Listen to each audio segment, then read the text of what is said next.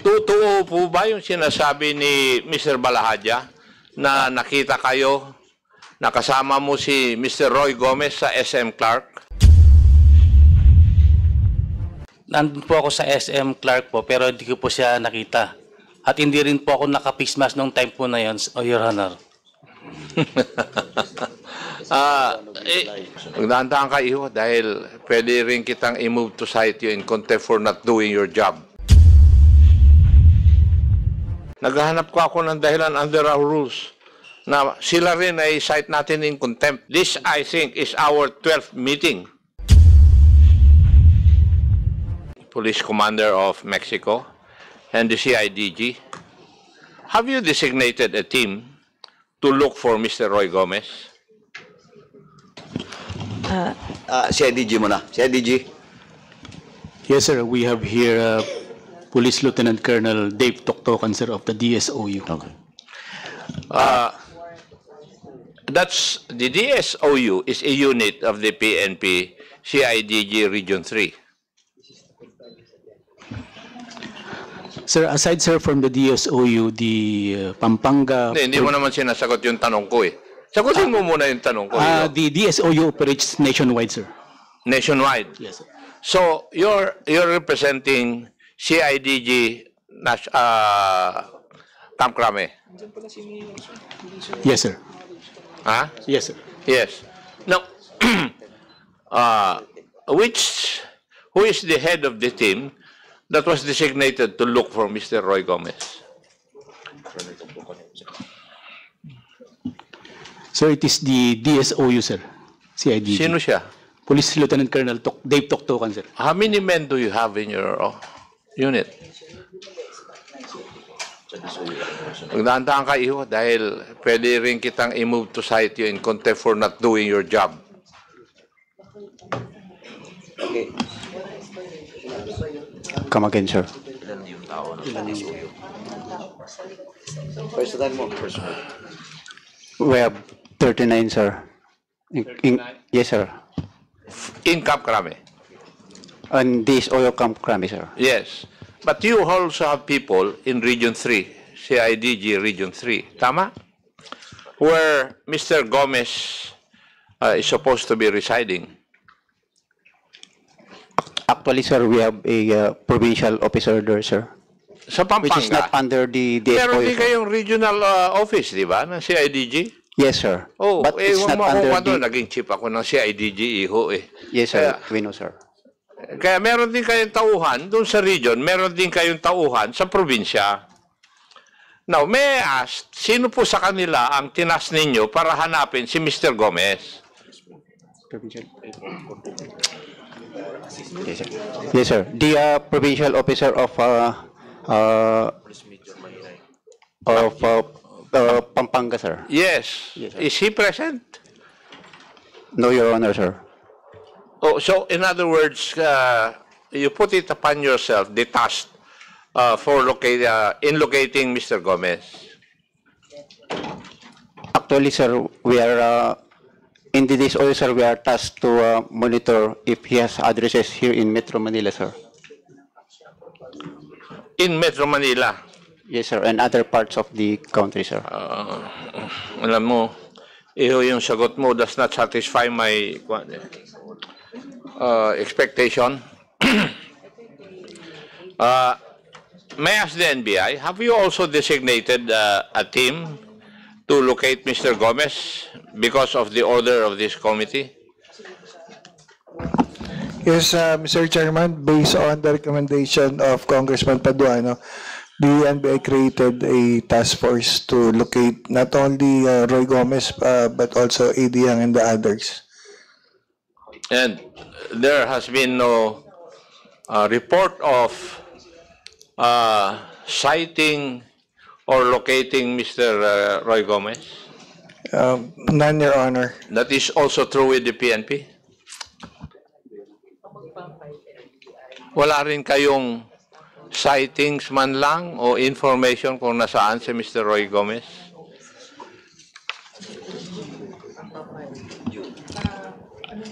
Actually, sir, we have received information, sir, that he is still in Mexico, Pampanga, sir. Okay. Mr. Chair, may I know if we have invited Mr. Vic Balhaja, the former barangay chairman of Kamuning, Mexico, Pampanga? Is present, Mr. Chairman. With the indulgence of Chairman Akop, balikan ko lang sandali lang po. Short interjection lang. Kasi, kanina kasi, the CIDG Police Colonel Puklay is pointing to Police Lieutenant Colonel Tuktukan that is in charge of this case. Pero as far as I understand, medyo malabo po eh. Kasi nung binalik ni Chairman Akop, sabi mo, Colonel Tuktukan, it is the provincial CIDG office na nakatutok. The chief of DSOU, sir. Yeah, chief of DSOU. DSOU sa CIDG, sir. Based in Camp Crame, sir. yung provincial head ng CIDG nyo. The DSOU is being assisted by the provincial field unit of RFU3 of the CIDG. Ganito lang, Chairman Akop, and the next hearing, COMSEC is directed to invite the provincial head of the CIDG na lang po. Yes, sir. Para magkasalubong na po yung ano natin, ha? Yes, sir, Okay. we will take that note, sir. Okay, please proceed, Chairman Akop. Thank you, Mr. Chair. I think Mr. Vic Balhaja is present. Yes, Chairman. Yes. Do you know Mr. Roy Gomez? Opo. Paano po siya kakilala? Matagal pong nakasama sa trabaho. So, kilala mo siya. Opo. Sa anong trabaho po kayo nagkasama? Sa munisipyo po. Sa munisipyo. So, kailan mo kaya, nagkita na ba kayo ni Mr. Roy Gomez? Opo. Kailan po? Pumasal po ako sa SM Clark. Nakita ko po siya around 7:30 p.m. Naglalakad po ako. Nakasalubong ko po sila dalawa ni ABC. ABC? Opo. ABC? Si Kapitan. Ano po? Kapitan po ng Masangsang. Nakasalubong po sila. Sino po yung ABC na president na sinasabi po ninyo? Si Kapitan na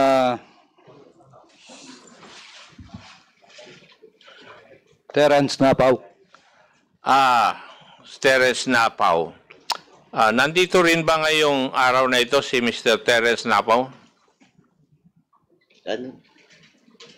Nandito po ba siya? Nandito po. So, kilala mo rin po siya? Opo, kilalang kilala. Nakakasama ko po ng kapitan yan eh. Ngayon, Mr. Balhaja, alam niyo po ba na may arrest warrant na galing sa committee na ito, si Mr. Roy Gomez? Sa totoo po noon, hindi ko alam na may warrant. Pero nung pagkalipas ng ilang araw o isang linggo, doon ko po nalaman. Wala akong alam na ganun siya may warrant nga siya. Pero nakitang-kita ko sila, naka-face mask pa silang dalawa eh. Okay. Now, may I ask Mr. Terence Napaw, totoo po ba yung sinasabi ni Mr. Balhaja na nakita kayo, nakasama mo si Mr. Roy Gomez sa SM Clark? Nandun po ako sa SM Clark po, pero hindi ko po siya nakita. At hindi rin po ako naka-face mask nung time po na yun, Your Honor.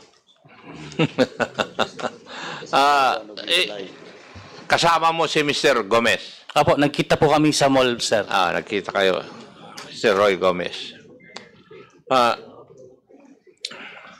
Alam niyo rin po ba, Mr. Napaw, na mayroong arrest warrant si Mr. Roy Gomez? Ang alam ko po, Your Honor, meron po siyang contempt order po dito, sir. Kung may contempt order siya, so may arrest warrant po siya. Okay po. Tama po ba? Apo. Yun po yung pagkaintindi nyo. Basta't may contempt order, may arrest warrant. Kasi ang tanong ko, alam nyo po ba kung may arrest warrant si Mr. Gomez? And sabi nyo, alam nyo, may contempt order. Kasi pag may contempt order, nag-i-issue kami ng arrest warrant. Okay po. Yun ang pagkaintindi nyo rin. Opo. Aha. Ngayon, matanong po kita, kayo po ay presidente ng ABC Opo, sir. sa Mexico, Pampanga. Yes po. And as such, kayo po ay government official. Opo. Alam nyo na may arrest warrant si Mr. Tumang, bakit hindi nyo siya dinala sa amin o sa police? Sir, nung pong nagkita kami sa SM Clark po, sinabihan ko po siya, sabi ko, bakit hindi ka mag-attend sa hearing? Kasi hinahanap ka na po sa hearing, sabi ko po sa kanya. Okay. ang tanong ko po bakit hindi nyo pa siya dinala sa police? Alam nyo palang may arrest warrant And you are a government official, the head of the Association of Barangay Captains. Hindi po ba dapat obligasyon po ninyo bilang isang government official na dapat dinala nyo si Mr. Roy Gomez sa police? Hindi ko po kasi masyadong alam yung pagka meron po siyang contempt order, meron po siyang warrant of arrest, Your Honor. Tinanong ko na sa iyo, pinaliwanag ko na sa iyo kanina yan Kaya nga sinabi ko na pag may contempt order, may arrest warrant. Tinanong ko kung alam mo. Opo. Tapos ngayon, ginagawa mong depensa. Kasi nung una po, di ko po kasi alam. Ngayon ko lang po nalaman pagka meron po siyang contempt order, meron po siyang warrant of arrest. Ngayon nyo lang nalaman na may contempt order siya? Hindi po. I mean po, alam ko po na meron siyang contempt order, pero hindi ko po alam na meron siyang warrant of arrest, Your Honor. Hindi tayo nagkaintindihan siguro kanina. Ang sabi ko sa inyo, kung naintindihan nyo, pag nabigyan ng isang tao rito ng contempt order, ang susunod po doon ay may arrest warrant. Apo, ngayon ko lang po nalaman yung ganun, Your Honor. Ganun, okay. Apo, sorry po. Now,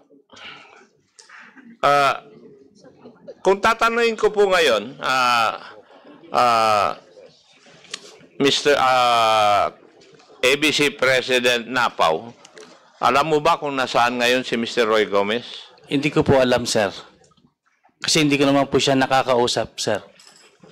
Hindi kayo nag-usap nung magkasama kayo sa SM Nung po Clark? nagkita po kami, sinabihan ko po siya, sabi ko, bakit hindi ka mag-attend sa hearing? So, nag-usap kayo? Opo, nasabi ko po sa kanya, sir. Now, Mr. Chair, in other words, yung pong aking pagtatanong, naipakita ko na si Mr. Roy Gomez ay hindi nagtatago dahil pupunta siya sa SM Clark, which is a public place. Di po ba? So, may I ask the authorities, the police and the NBI, bakit namamasyal lang si Mr. Roy Gomez doon? Hindi nyo pa makita. Before the PNP answers the query of Chairman Akop, para lang po ma-establish natin, dagdagan ko lang po. Matanong lang kita, former Mr. Vic Baladja, when was that? May 18, around 7:30 p.m. May 18. Okay. So that was May 18. Okay. May 18. Now, for the information of everyone, balikan ko lang po yung records. Mr. Roy Gomez was cited in contempt. That was May 7. So that is 11 days after Mr. Roy Gomez cited in contempt. So alam mo, ABC President, alam din ng konseyo, alam ni Mayor, halos alam ng lahat na tao siguro sa Pampanga, Mexico. Kasi sinusundan tong hearing na to Diba? Now, so May 18 Klaro So that is 11 days lang, Chairman Akop. Medyo medyo fresh pa. Okay. PNP, please answer the query of Chairman Akop. Your Honor, for the Mexico po, we received the orders po, sir, through email, sir, on May 27, 2024 po, sir. Right after that, sir, we coordinated with the barangay and we already conducted monitoring at the residence, sir. 24 hours, sir, actually po, sir. Then, from there, sir, nakita po namin there is a difference from that time na wala pa po siyang contempt order, and during that time na meron na po, sir, yung front gate, yung entrance and back gate po nila, sir, they already placed sheets, sir, sa front and the entrance nila, sir. Then, CCTVs were already installed within their premises. And also, sir, during our monitoring dun, sir, sa area, may Grab po kasi, sir, na nag-deliver. Then, we hold the Grab driver, sir, and asked kung ano po ang mga order, sir. And we found out, sir, that only medium-sized pizza and pepperoni po, sir, yung order. That's all po, sir. So, yun lang po, sir, ang pinaka-latest namin na monitoring sa area po, sir. Thank you po. Mr. Chair, so ibig nyo sabihin, hindi nyo alam kung si Mr. Gomez ay pumapasok o lumalabas doon sa kanyang bahay? Sir, yung nadat na lang namin doon, sir. Sagutin mo yung tanong no, sir. So, in other words, the police would not even know whether Mr. Roy Gomez is sleeping in his house. And you do not even know when he leaves his residence. Hindi kayo nagbabantay. Di ba? Madam Chief of Police. Sir, during that time, sir, na nandun po kami sa area, sir. No activity po, sir. Hindi nyo alam kung umuwi siya o hindi. You have not reported it to us. Who? Di ba?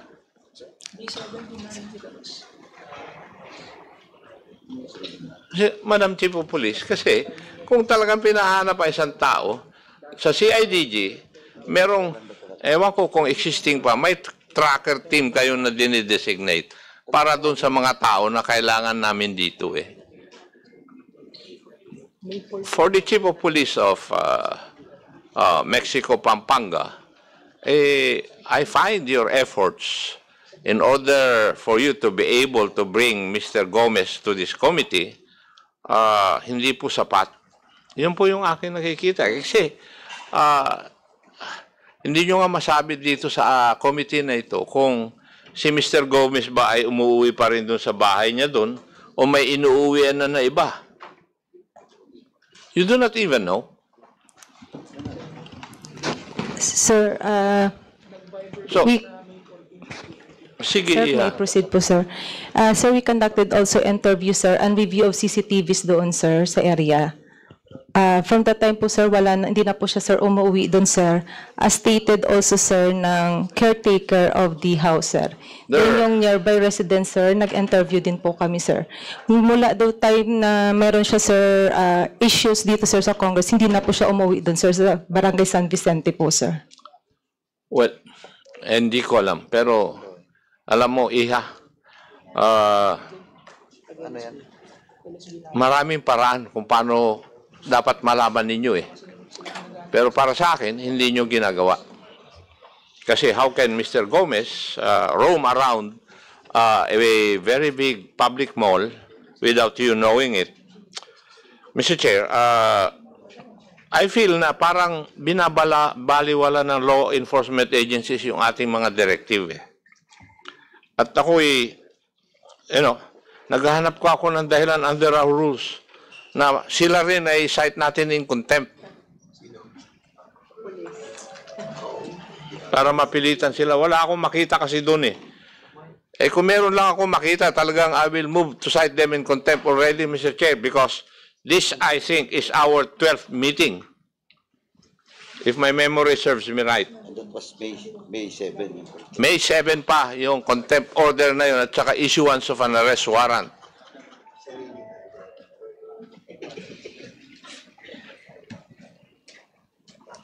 Thank you, Mr. Chair.